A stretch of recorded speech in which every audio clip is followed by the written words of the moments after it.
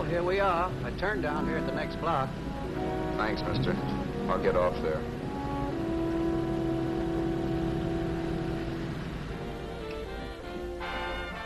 Want anything else? No. Hey, you. Me? Yeah, you. Where you heading? East. Too bad. I thought if you was heading north, I might be able to help you out. I'm pushing the Salt Lake, and I don't like to ride it alone at night. I'm one of those guys that got to talk or I fall asleep. Oh, sure, not much. My partner, he's got Lou to keep him company, but I ain't got nobody at all. Where you coming from? West. Yeah, sure, I know, but where, L.A.? Maybe. Got a cousin out in L.A. You don't say. Yeah, he's been out. You're not much of a talker, are you? My mother taught me never to speak to strangers.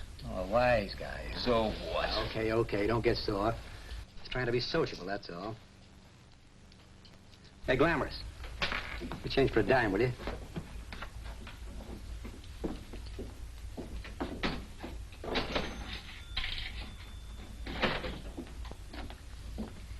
Let's have something quieter this time, Joe. My head's splitting. Is that what's wrong with it?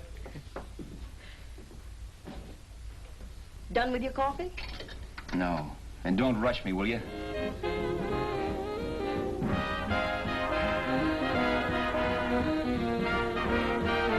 Hey, turn that off. Will you turn that thing off? What's eating you now? Yeah, what's eating you? That music, it stinks. Oh, you don't like it, huh? No, turn it off. Oh, wait a minute, pal.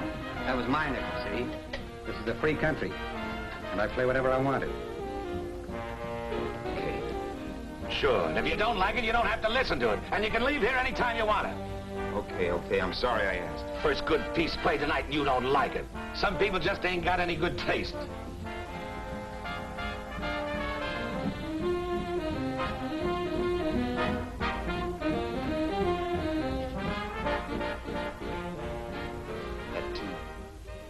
That tune. Why was there always that rotten tune? Following me around, beating in my head, never letting up. Did you ever want to forget anything? Did you ever want to cut away a piece of your memory or blot it out? You can't, you know. No matter how hard you try. You can change the scenery, but sooner or later you'll get a whiff of perfume where somebody will say a certain phrase or maybe hum something. Then you're licked again. I can't believe that you're in love with me. I used to love that song once. So did the customers back in the old Break of Dawn club in New York. I can't remember a night when I didn't get at least 3 requests for it. Sue, she was always selling it too. Those were the days.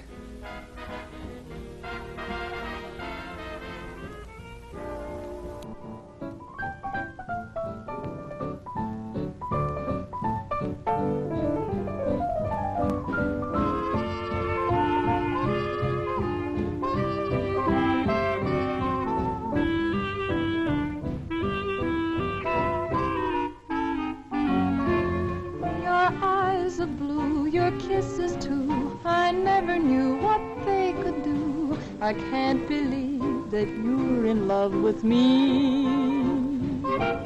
You're telling everyone you know that I'm on your mind each place you go. They can't believe that you're in love with me.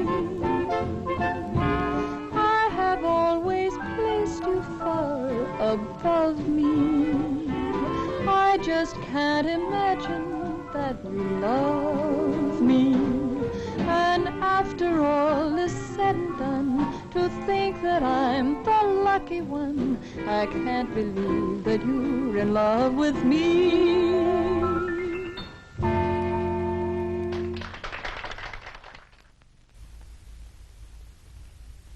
It wasn't much of a club, really. You know the kind. A joint where you could have a sandwich and a few drinks and run interference for your girl on the dance floor. I pounded the piano in there every night from 8 until the place closed up, which usually meant 4 in the morning. A good job as jobs went in those days. Then, too, there was Sue, who made working there a little like working in heaven. But how we felt about each other, well, there was nothing very unusual in that. I was an ordinary healthy guy, and she was an ordinary healthy girl, and when you add those two together, you get an ordinary healthy romance, which is the old story. Sure, but somehow, the most wonderful thing in the world.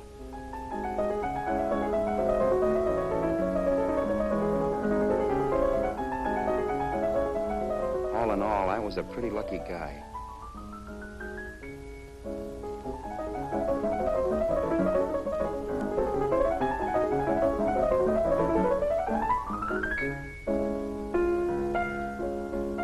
Mr. Paderewski, I presume. It's beautiful.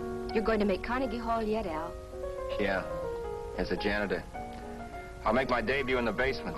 I don't blame you for being bitter, darling, but you mustn't give up hope. Why, someday... Yeah, someday. If I don't get arthritis first. In the meantime, let's blow this trap.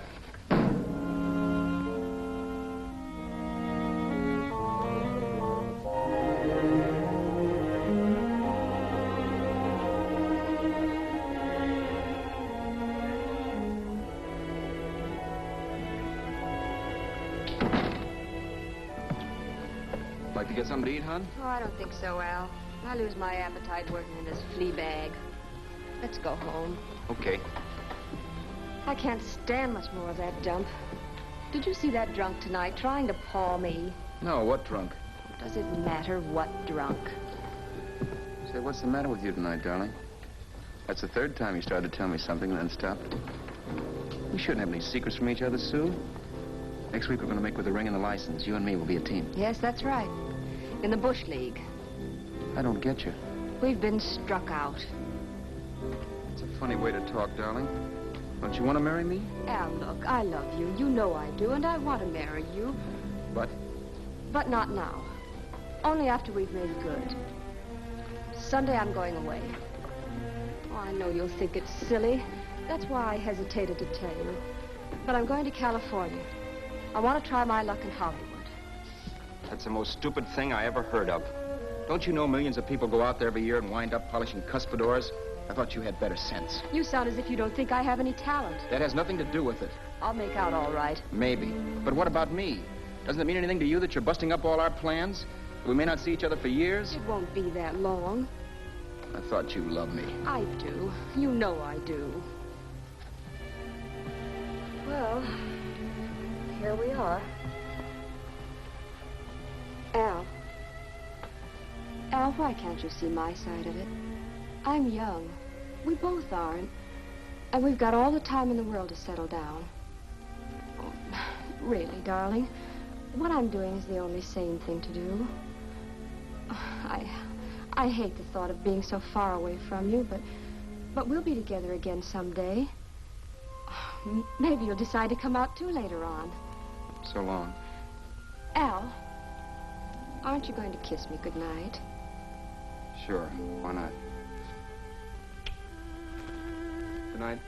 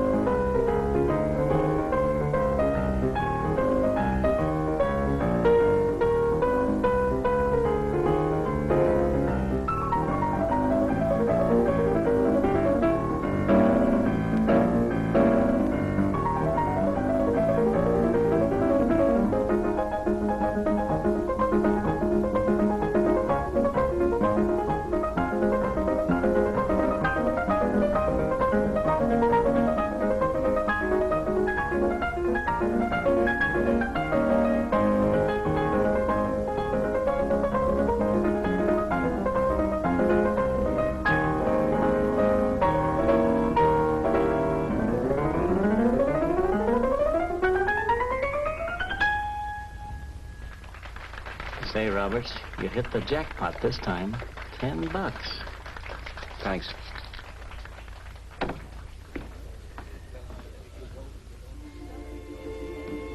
So when this drunk handed me a 10 spot after a request, I couldn't get very excited. What was it, I asked myself? A piece of paper crawling with germs. It couldn't buy anything I wanted. It couldn't...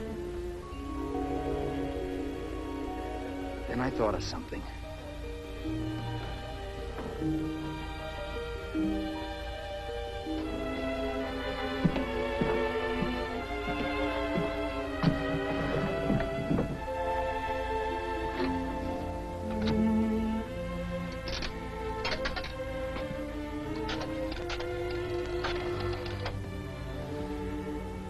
Long distance. I'd like to put a call through to Los Angeles. Miss Harvey. Sue Harvey, Harvey. The number is Crestview 65723.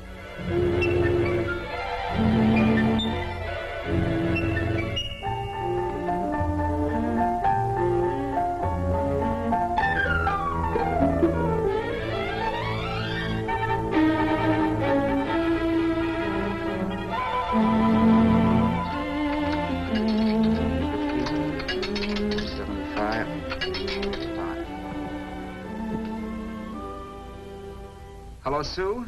This is Al. Oh, baby, it's great to hear from you, too. What's that? You do? Oh, me too, darling. I thought I'd go batty without you. I just had to... Huh?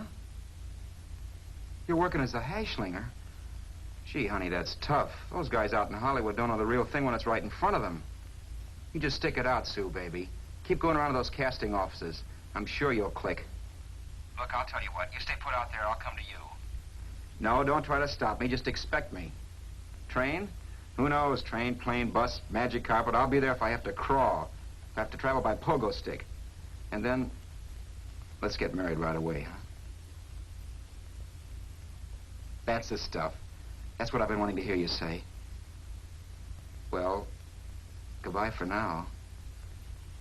I'll be seeing you soon. Yeah. Bye. The only way I could cross country was to thumb rides. For even after hawking everything, I only had enough money to eat. Money. You know what that is. It's the stuff you never have enough of. Little green things with George Washington's picture that men slave for, commit crimes for, die for. It's the stuff that has caused more trouble in the world than anything else we ever invented. Simply because there's too little of it. At least I had too little of it. So it was me for the thumb.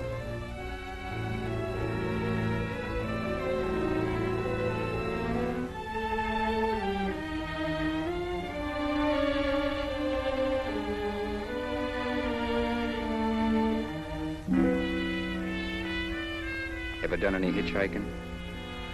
It's not much fun, believe me. Oh, yeah, I know all about how it's an education, how you get to meet a lot of people and all that.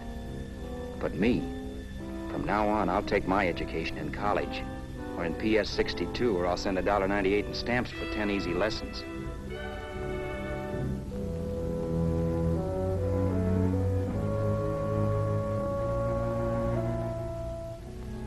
Thumbing rides may save your bus fare, but it's dangerous. You never know what's in store for you. You hear the squeal of brakes. If only I had known what I was getting into that day in Arizona. Here, throw that in the back seat. Okay, let's go. Make sure that door is closed.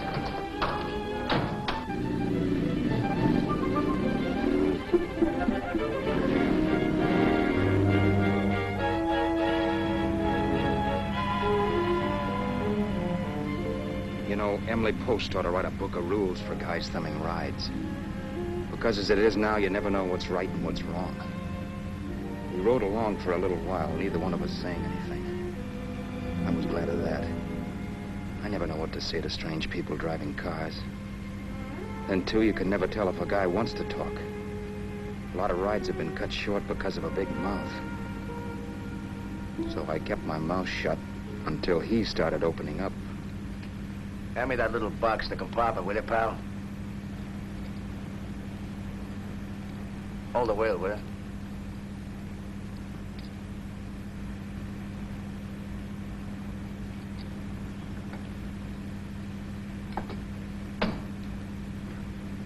How far are you going? L.A. Wow, you're really traveling, aren't you? Yeah, but I don't expect to make it for a couple of years at the rate I've been promoting rides. Not much luck, huh? Sure, all bad. Not many people stop for a guy these days. Afraid of a stick-up, maybe. Well, you can't blame them.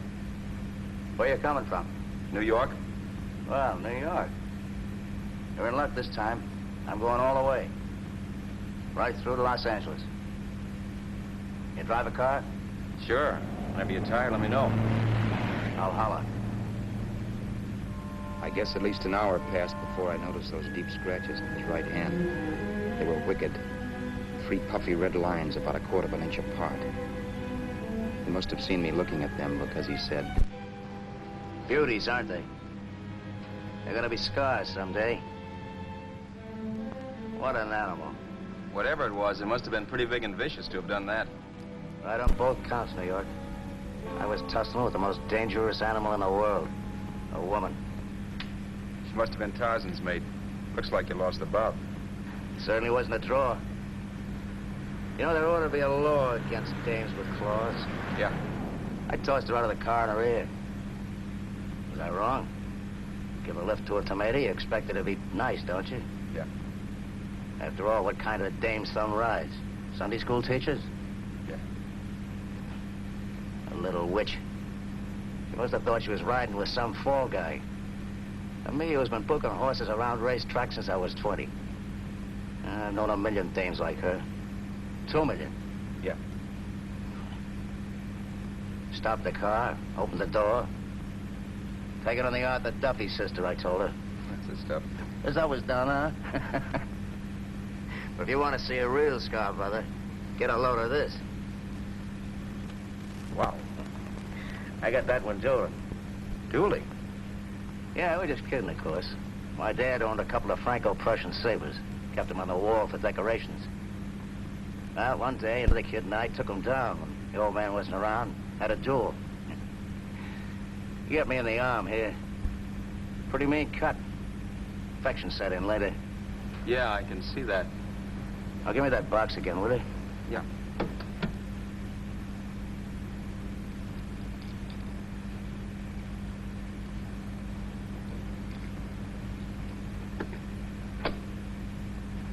Pain made me lose my head, I guess.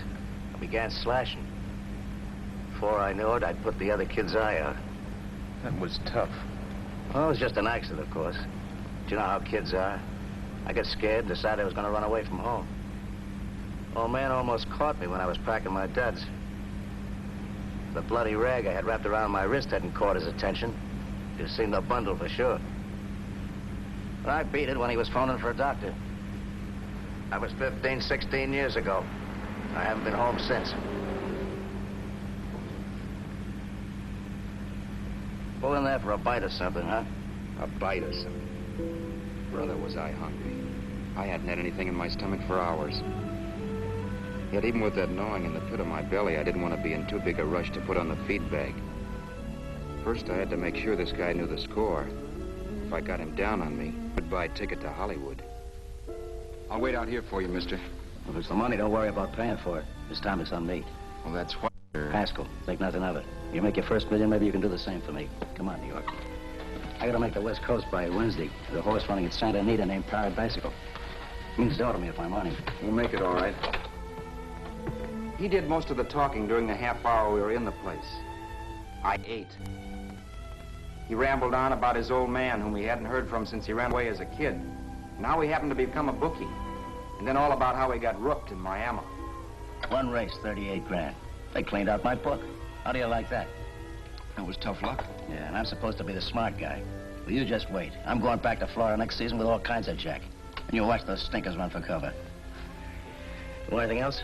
No, thanks. I've had plenty.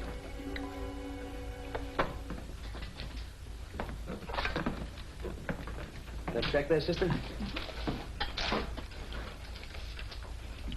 Oh, just a minute. Your change, sir. Keep it, sister. Oh, thank you, sir. Call again. I'll be waiting outside for you when you finish work. Sharp check, huh?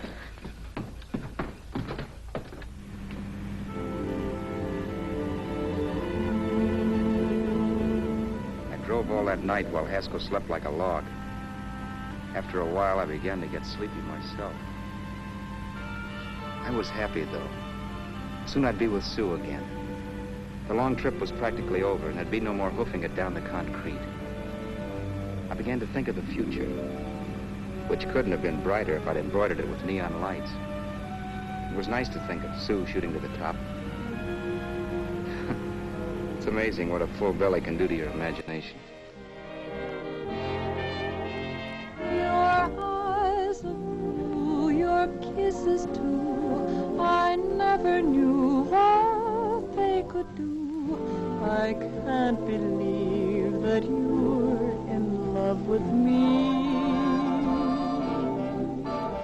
You're telling everyone you know I'm on your mind each place you go. I can't believe that you're in love with me.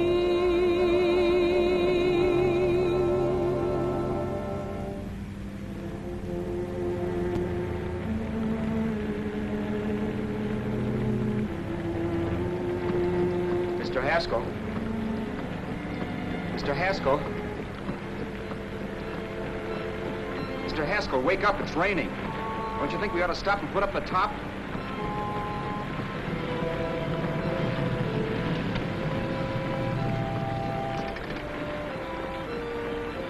Mr. Haskell, I'm going to put up the top.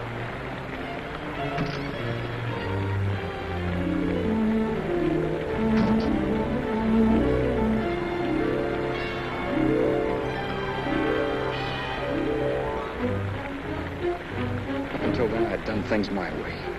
But from then on, something else stepped in and shunted me off to a different destination, the one I had picked for myself.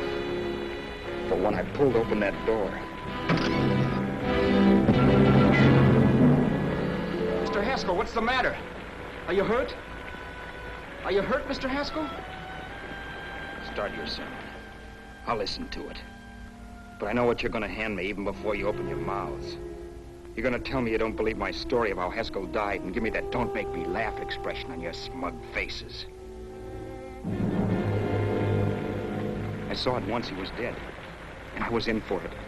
Who would believe he fell out of the car? Why, if Haskell came too, which of course he couldn't, even he would swear I conked him over the head for his dough. Yes, I was in for it. Instinct told me to run, but then I realized it was hopeless. There were lots of people back down the road who could identify me. That gas station guy and the waitress. I would be in a worse spot then, trying to explain why I beat it. The next possibility was to sit tight and tell the truth when the cops came. But that would be crazy. They'd laugh at the truth. I'm not having my head in a noose. So what else was there to do but hide the body and get away in the car? I couldn't leave the car there with him in the gully. That would be like erecting a tombstone.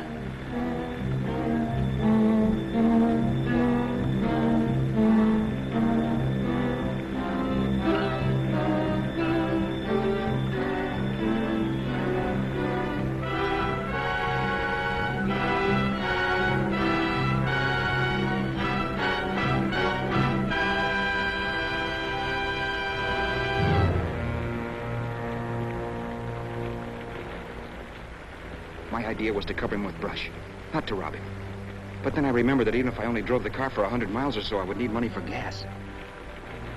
Besides, it was stupid of me to leave all that money on a dead man. Not only that, I'd have to take his driver's license in case I was stopped for something. I didn't like to think about it, but by that time I'd done just what the police would say I did, even if I didn't. My clothes. The owner of such an expensive car would never be wearing them. Some cop might pull me in on suspicion.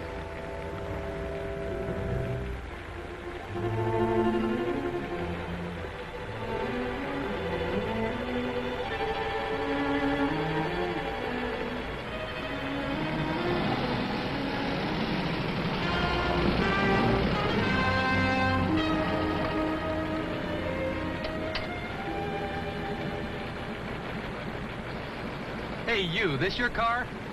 Don't you know better than to leave a car with the wheels halfway in the middle of the road? That's the way accidents happen. I'm sorry, officer. I was just putting up my top. I didn't think. Well, the next time, think. I'll let you go now, but watch your step in the future. I know this is a lonely stretch, but cars come by here once in a while, and we have plenty of crack-ups. Thanks, officer.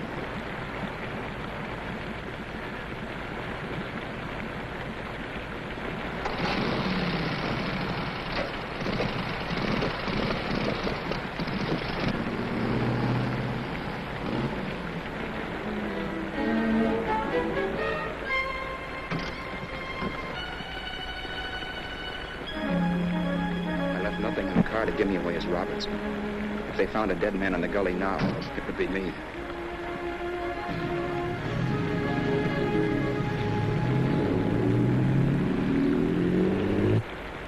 As I drove off, it was still raining, and the drops streaked down the windshield like tears. I kept imagining I was being followed and that I could hear sirens back in the distance. Just how long it took me to cover the 60-odd miles to the California state line, I don't know. I lost all track of time. But the rain had stopped and the sun was up when I pulled up to the inspection station. Hello? Carrying any fruits or vegetables? No. Any livestock or poultry? No. I'd like to see your registration and driver's license, please. Anything in the baggage compartment? Just baggage. Charles Haskell, Jr., age 30, brown eyes, dark hair. Identifying marks, none. Are you Charles Haskell, Jr.? Yes. Well, remember, if you're employed and you stay over 30 days, you take out California plates. All right, officer, but I'll only be in the state a short while. Right, you can go now.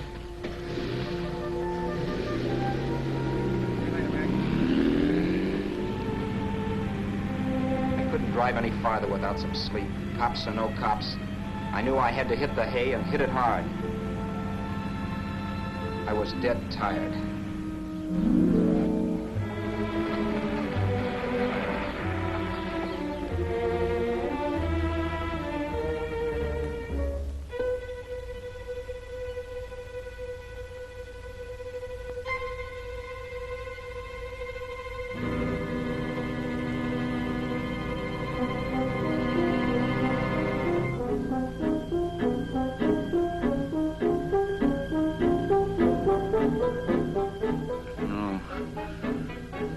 Mr. Haskell.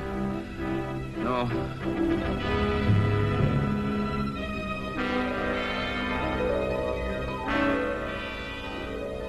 Mr. Haskell, you can't die. I think I did it. No, Mr. Haskell. No. No.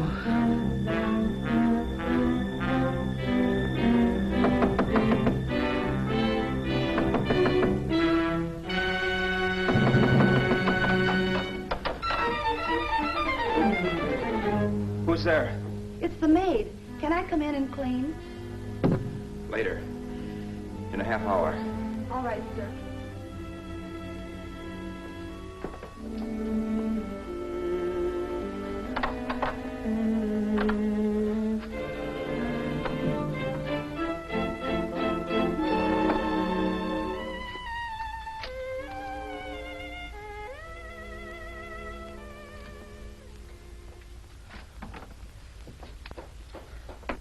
There was no time to lose.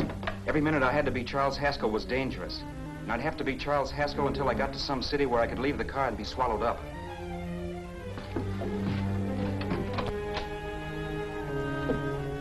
That meant driving the car as far as San Bernardino, maybe even to Los Angeles.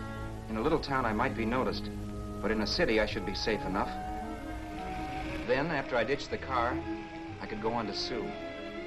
But those 5 minutes at the state line made me realize it might be a good idea to find out a little bit about Mr. Haskell.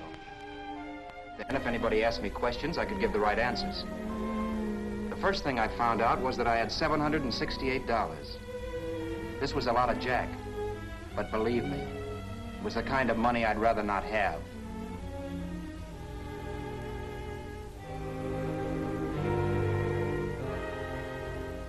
And then I found out from a letter Haskell was carting around in his bag that he wasn't the open-handed, easygoing big shot who went around buying dinners for strange hitchhikers. Before I got done reading it, I saw him more as a chiseler.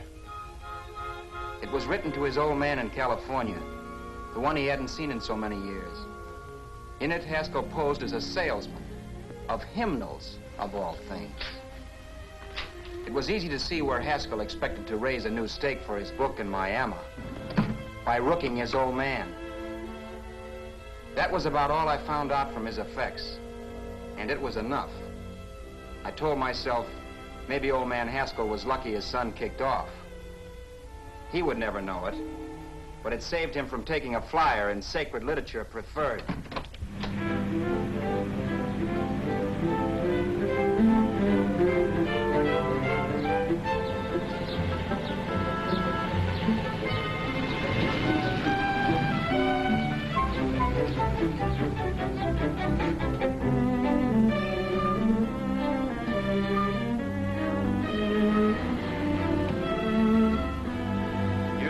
At Desert Center, I pulled up for water. There was a woman. Hey, you! Come on if you want to ride.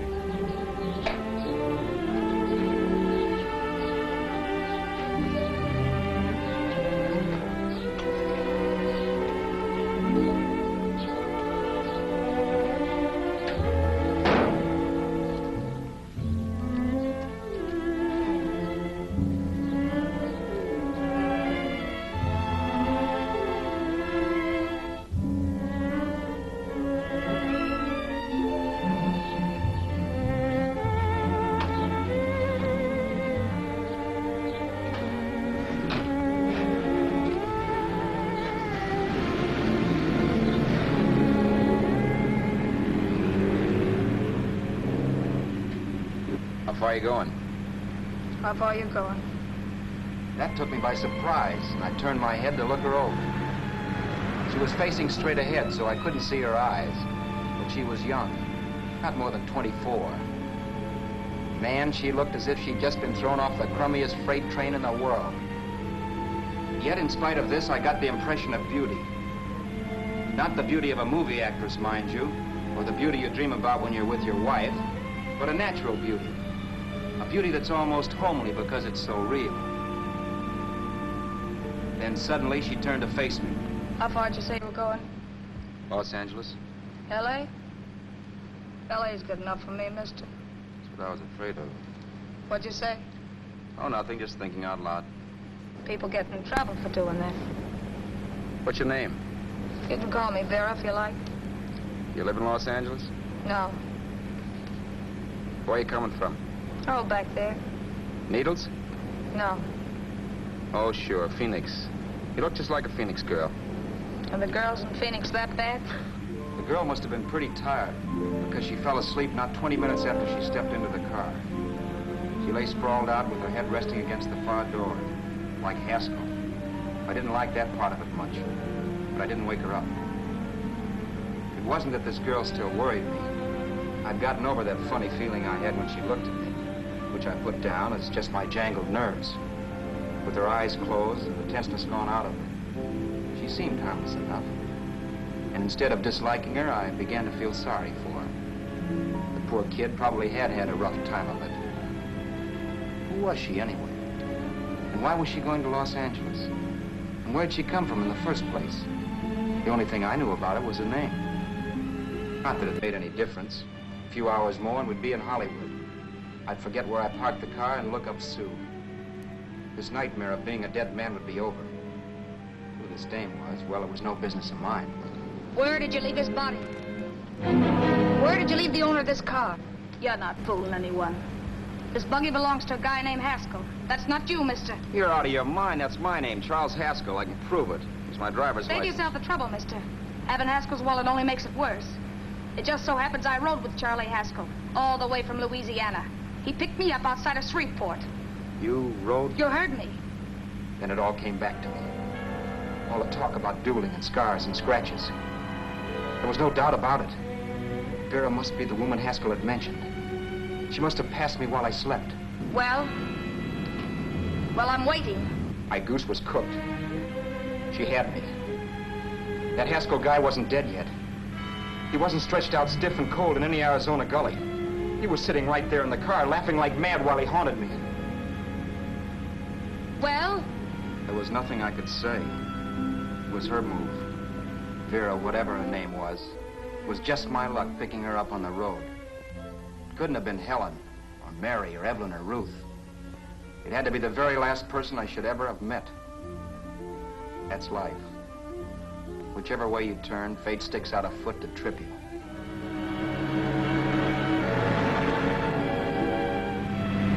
I told her her everything, but she didn't believe my story. I should have saved my breath. That's the greatest cock and bull story I ever heard. So he fell out of his car. Say, who do you think you're talking to, a hick? Listen, mister, I've been around, and I know a wrong guy when I see one. What'd you do, kiss him with a wrench? Now, wait a minute. What I told you was true. You see, that's why I had to do it. You think I killed him. Well, the cops would have thought so, too. Yeah, well, maybe they still think so. What makes you so sure I'll shut up about this? Vera, I'm innocent. Give me a break, will you? It won't do me any good having you pinched. The cops are no friends of mine. Now, if there was a reward, but there isn't. Thanks. Don't thank me yet. I'm not through with you by a long shot. Let's see that roll.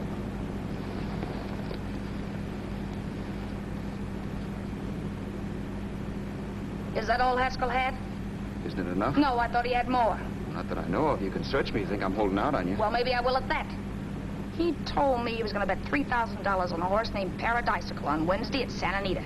He was stringing you along. He meant 300. Maybe. Sure, $3, 300. He was a piece of cheese, a big blowhard. Listen, mister, don't try and tell me anything about Charlie Haskell. Remember, I knew him better than you did. Okay, then you knew he was a four-flusher. That explains the $3,000 bet. I'm not so sure he didn't have that $3,000. Why should I believe you? You got all the earmarks of a cheap crook. Now, wait a minute. minute. You're a cheap crook and you killed him. For 2 cents, I'd change my mind and turn you in. I don't like you. All right. Don't get sore. I'm not getting sore. But just remember who's boss around here. If you shut up and don't give me any arguments, you'll have nothing to worry about. But if you act wise, well, mister, you'll pop into jail so fast it'll give you the bends. I'm not arguing. Well, see that you don't.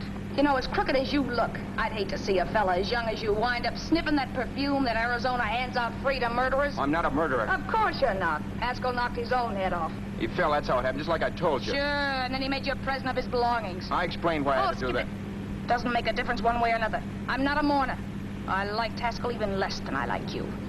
Yeah, I saw what you did to him. What do you mean? Well, scratches on his wrist. Sure, I scratched him. I'll say you did. So your idea was to drive the car a little way, maybe into San Bernardino, and then leave it. You weren't going to sell it? Sell it? You think I'm crazy? Somebody else's car? See, all I want to do is leave it somewhere and forget I ever saw it. Not only don't you have any scruples, you don't have any brains. I don't get you. Maybe it's a good thing you met me. You'd have got yourself caught, sure. Why, you dope. Don't you know a deserted automobile always rates an investigation? Huh? Look, the cops find a car. Then they get curious. They wonder where the owner is. So, all right, they don't trace Haskell. They trace you. I never thought of that. The only safe way to get rid of the car is to sell it to a dealer. Get it registered under a new name. Say, stop at the next store. I want to get a bottle and do some shopping before we hit L.A. Okay. As soon as we find a place, I'll drop you off and pick you up later. Nothing doing. You're coming in, too. From now on, you and I are like the Siamese twins. Have it your way, but I don't get the point. The point is, I don't want you to get lost. I'm not going to beat it if that's what you're afraid of. I'll say you're not. Well, I'm going to see that you sell this car so you don't get caught. Thanks. Of course, your interest wouldn't be financial, would it? You would want a small percentage of the profits. Well, now that you insist, how can I refuse? 100% will do. Fine. I'm relieved. I thought for a moment you were going to take it all. I don't want to be a hog. A few hours later, we were in Hollywood. I was recognizing places Sue had written about. It struck me that far from being at the end of the trip, there was a greater distance between Sue and me than when I started out. Vera wasn't kidding with that Siamese twins crack. She rented a little apartment as Mrs. Charles Haskell. When I objected to this, she explained that it was on account of the car. A dealer might think something was funny if he called and found we were using different names.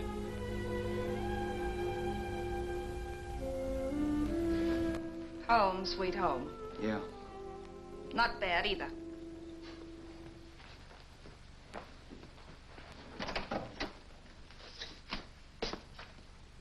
In case there's any doubt in your mind, I'll take the bedroom. Yeah. Sure is stuffy in here.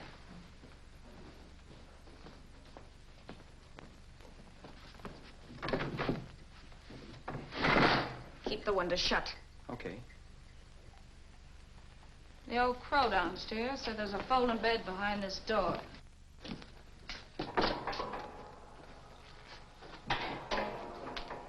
You know how to work it? I invented it. Some joint. One can't have everything.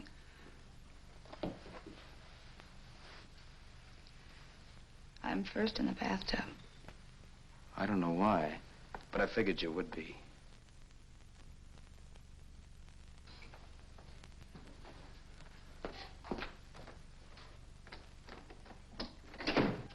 Boy, oh boy. It sure feels good to be clean again. I must be 10 pounds lighter. You must be. Well, hitching rides isn't exactly the way you keep your schoolgirl complexion. I wish that guy with the sacks would give up. Gets on my nerves. Forget it. Have a drink. Aren't you afraid I might take you up on it? If I didn't want to give you a drink, I wouldn't have offered it. Why be a sorehead, Roberts? You got yourself into this thing. You should be grateful I'm not turning you in. Why, if I wasn't regular, you'd be in the pen this minute, being photographed, fingerprinted, and being pushed around by the cops. So cheer up. Get rid of that long puss. Or is your conscience bothering you?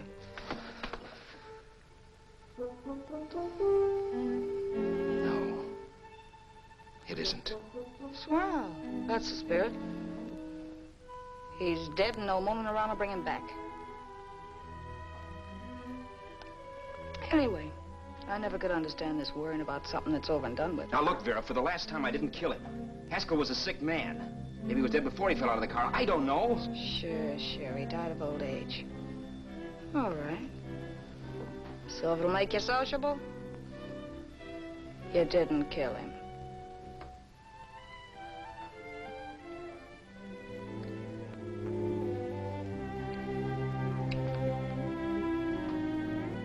Thanks.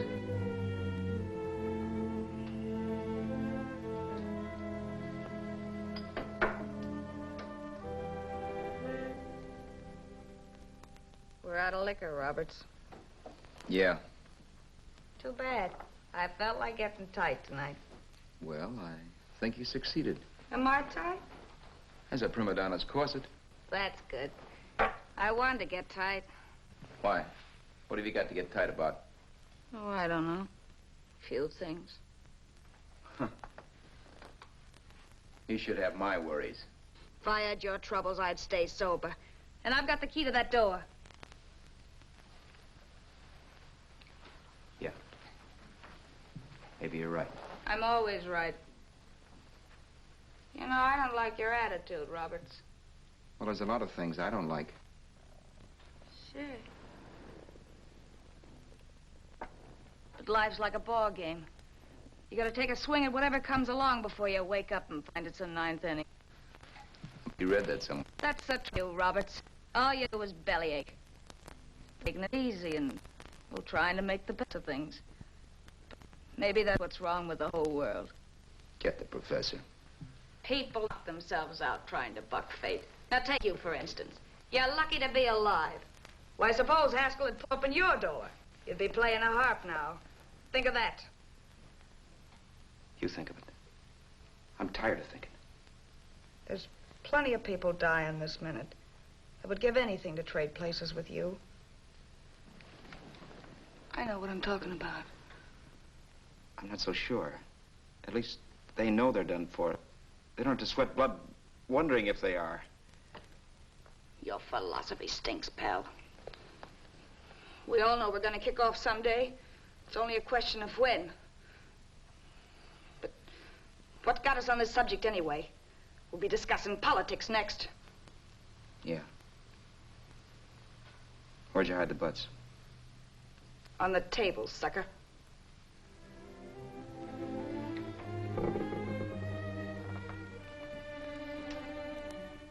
We bored each other with conversation for a couple of hours longer.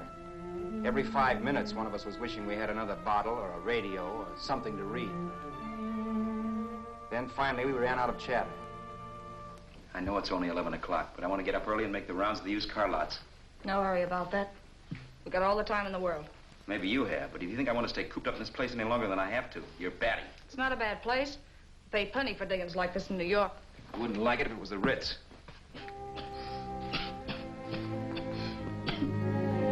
Rotten liquor. You got a mean cough. Ought to do something about it. I'll be all right. That's what Camille said. Who? Nobody you know. Wasn't that the dame that died of consumption? Yeah. Wouldn't it be a break for you if I did kick off? You'd be free with all Haskell's dough and car. I don't want to see anybody die. Not even me. Especially not you. One person died of me. If you did, well, that's all I need. You don't like me, do you, Roberts? Like you? I love you. My favorite sport is being kept prisoner. After we sell the car, you can go to blazes for all I care. But not until then.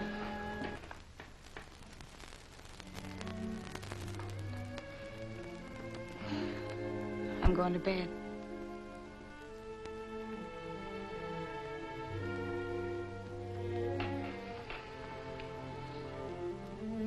Good night, Roberts. Don't try and sneak away during the night. All the doors are locked. Anyway, if I find you gone in the morning, I'll notify the police. They'll pick you up. Don't worry, I know when I'm in a spot. Well, good night. I hope that portable rack isn't too uncomfortable for you. Don't lose any sleep over it, will you, Vera?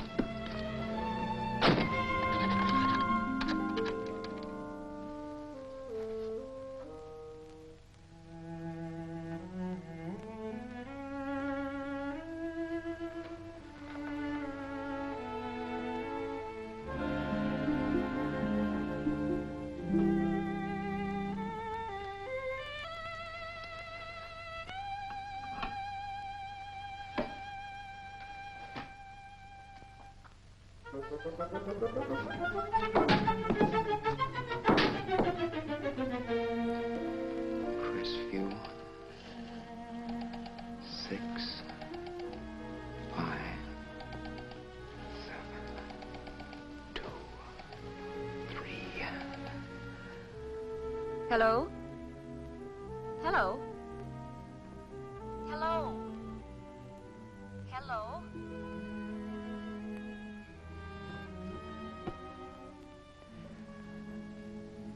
No. Not yet, darling. Tomorrow. Maybe. If this were fiction, I would fall in love with Vera, marry her and make a respectable woman of her, or else she'd make some supreme Class A sacrifice for me and die. Sue and I would bawl a little over her grave and make some crack about there's good in all of us. But Vera, unfortunately, was just as rotten in the morning as she'd been the night before. All right, I'm coming. Look, Vera, it's almost noon. So what? The dealers will be there all day? They'll be there all year, too, but it doesn't wait that long. Shut up. You make us like a husband. Well, do I rate a whistle? You sure do, but let's go. Let's go, let's go. I spent $85 and 2 hours preparing bait, and all you can say is let's go. Come on.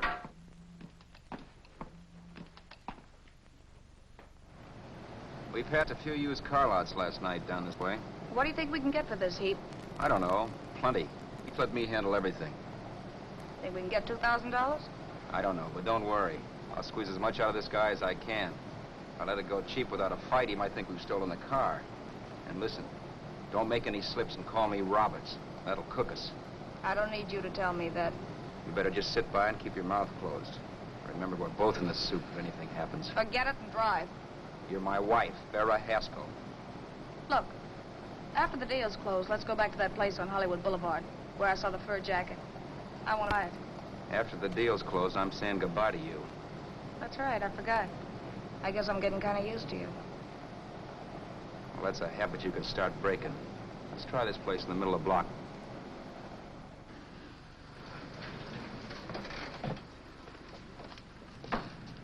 Good afternoon. What can I do for you?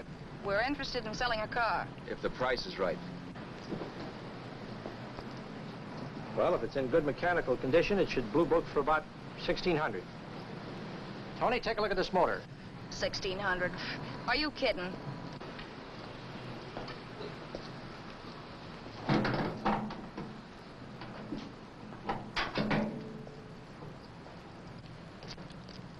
Well, maybe 1850. Before I let it go for 1850, I'll wreck it and collect the insurance first.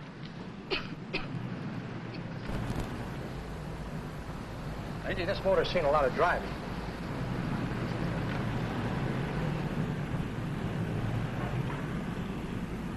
While the mechanic inspected the car, we haggled. At last, when we were all worn out, we hit a compromise. His price. Okay, it's a deal. All right, come in, we'll sign the papers. I have the ownership papers right here with me. Look, Vera, in the meantime, will you clean the dash compartment? There may be some stuff in it. All right, darling. $1,850. That dirty crook.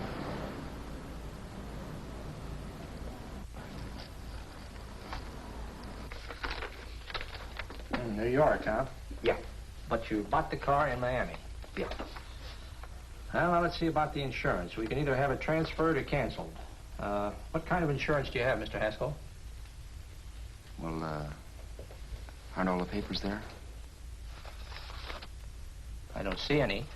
Surely you know what type of insurance you carry in the car. The name of the company? Yeah, but, Well, if you'll just tell me the name of the company, I'd be very glad to take care of all the details. Well, Did you sign the papers yet? not yet. Well, don't. We're not selling the car. Oh, wait a minute, Mrs. Haskell. Come on, darling. What's the matter? Change your mind? Yes, I'm sorry. I guess I have. But, Vera... Let's go.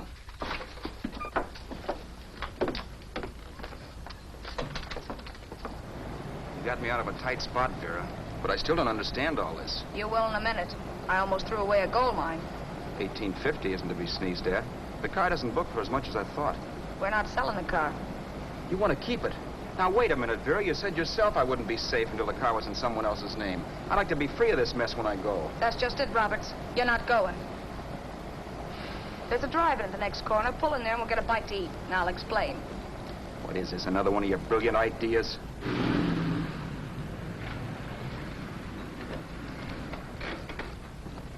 Oh, can I take your order? Make mine a ham sandwich and coffee. And for you, sir? Oh, I don't care. The same. Thank you.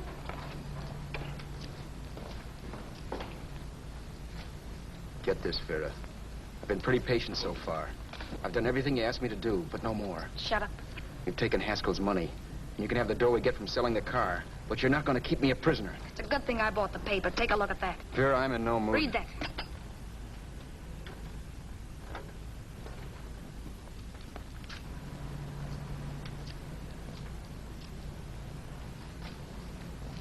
No. Yes. No, I won't do it. Yes, you will. You think I'm crazy? It's impossible, I tell you. Excuse me.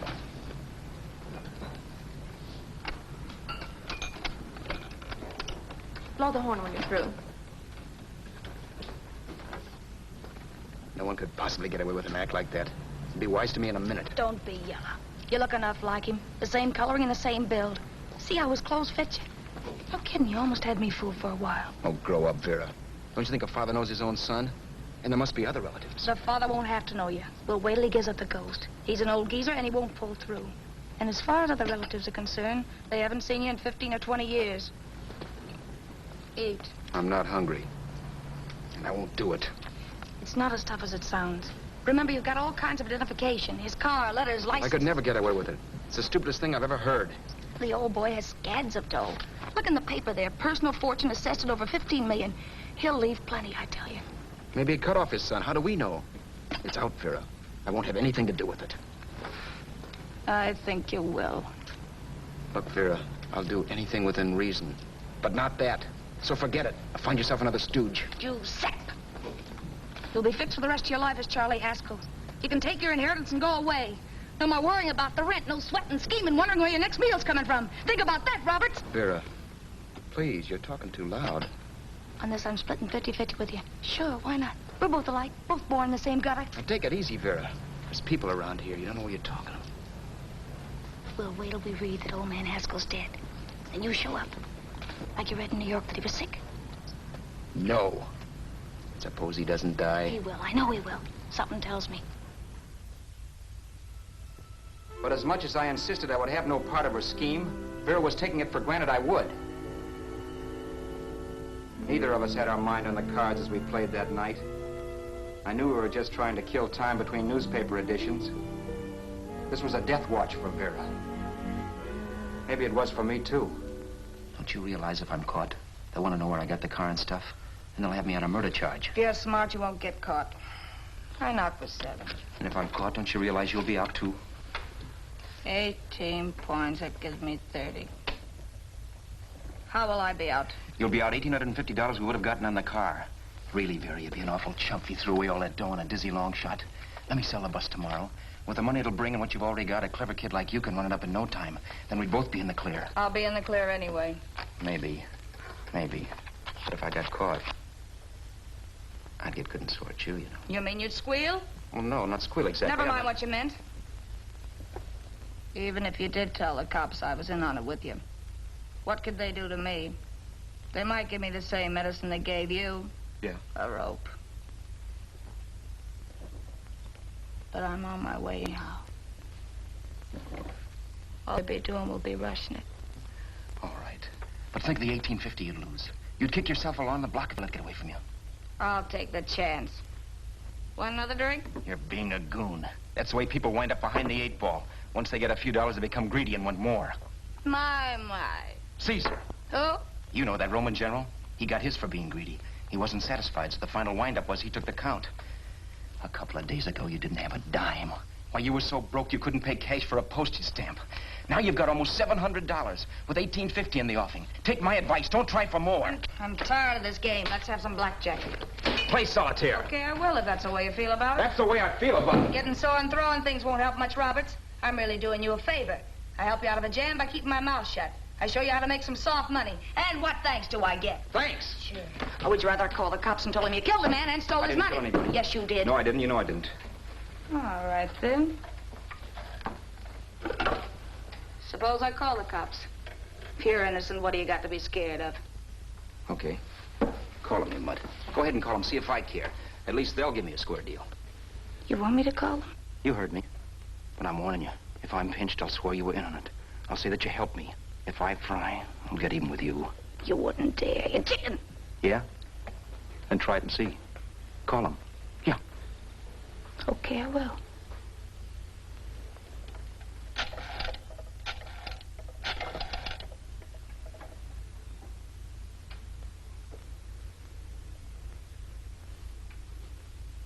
Information? I want the number of the Hollywood police station. Okay, I got it. Thanks. Wait a minute, Vera. You wouldn't do that. Well, wouldn't do that, and I'll show you if I would. Take it easy now. Let's talk this over. This was early in the evening, and the conversation, while hectic, was at least pitched low. But as the minutes passed, and more obstacles to her plan popped into my head, the air got blue. Each word coming from our lips cracked like a whip. I reminded her that as Charles Haskell, I didn't even know my mother's name, where I'd gone to school, the name of my best friend, whether I had an Aunt Emma or not, my religion, and if I'd ever owned a dog. I didn't even know what my middle initial stood for. I also pointed out that the real Haskell had a scar on his forearm. His people never saw that scar. He told me he ran away right after putting out the kid's eye. Yeah, but his father knew he was cut. It had to be some kind of a mark. So what? The old man's dead, or will be. I hope by tomorrow morning's papers. Anyway, you could cut yourself a little, couldn't you? Boy, for that kind of dough, I'd let you cut my leg off. You're drunk and you're crazy mad, Vera. Turn me in if you want to, but I won't get mixed up in this. Besides, how do we know Haskell was such a phony? Maybe he wasn't the man's son at all. Maybe he just dreamed it up. Well, dream it or not, you won't be dreaming when the law taps you on the shoulder. There's a cute little gas chamber waiting for you, Roberts. And I hear extradition to Arizona's a cinch. Where's that phone? Vera! Leave me alone! Vera! Here. I want a phone. Call police. I hate you, yellow stinker. You leave me alone. I'll let you alone when you promise to leave the phone where it is. You're drunk. You don't know what you're doing. You're hurting me. Will you promise? All right.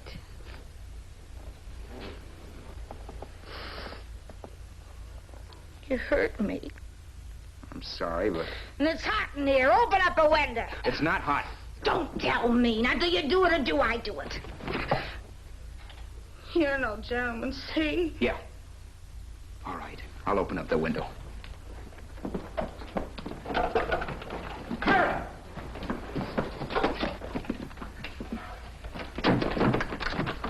Open the door. Please open the door. Vera, open the door. Don't use the phone. Listen to me. I don't like you, Roberts. You're no gentleman, see? You hurt my hand, and I'm going to get even with you. If you don't open the door, I'm going to kick it down, Vera. Vera, don't call the cops. Listen to me. I'll do anything you say. Vera, let me in. I'll break the phone.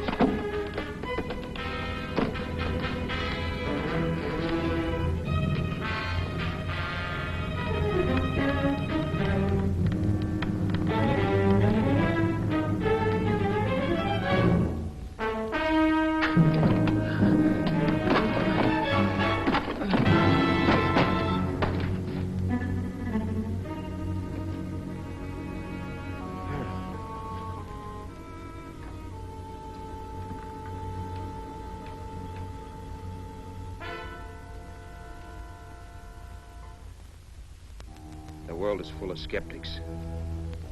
I know. I'm one myself.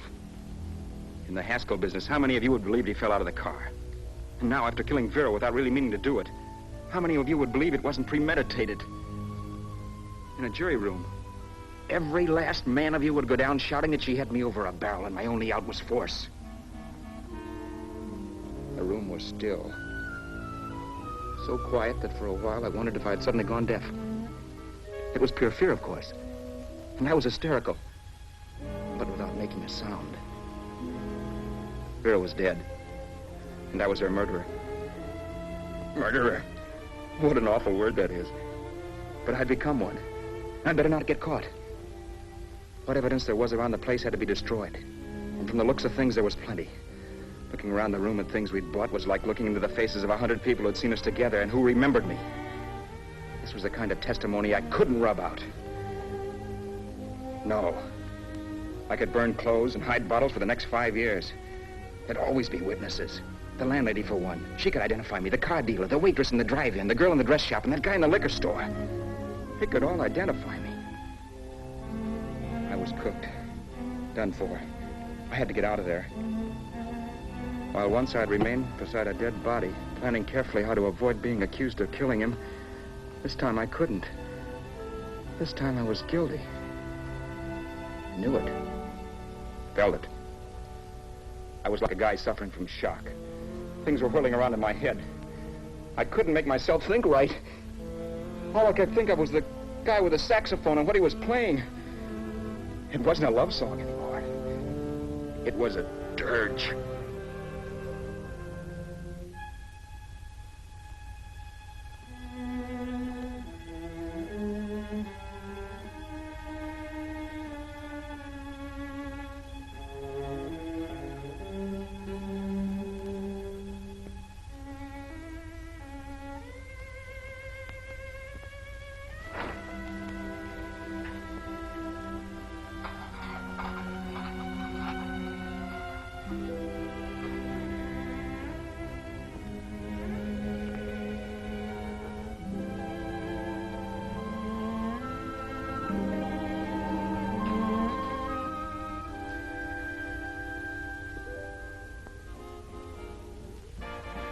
My problems weren't solved.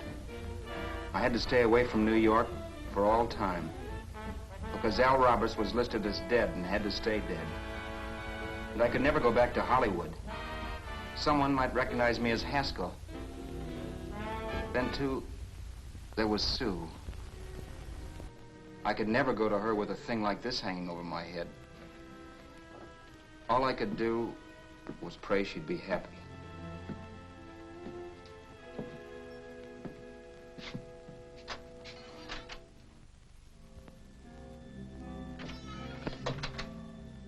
I was in Bakersfield before I read that Vera's body was discovered, and that the police were looking for Haskell in connection with his wife's murder. Isn't that a laugh? Haskell got me into this mess, and Haskell was getting me out of it. The police were searching for a dead man. I keep trying to forget what happened, and wonder what my life might have been if that car of Haskell's hadn't stopped. But one thing I don't have to wonder about. I know. Someday a car will stop to pick me up that I never thumbed.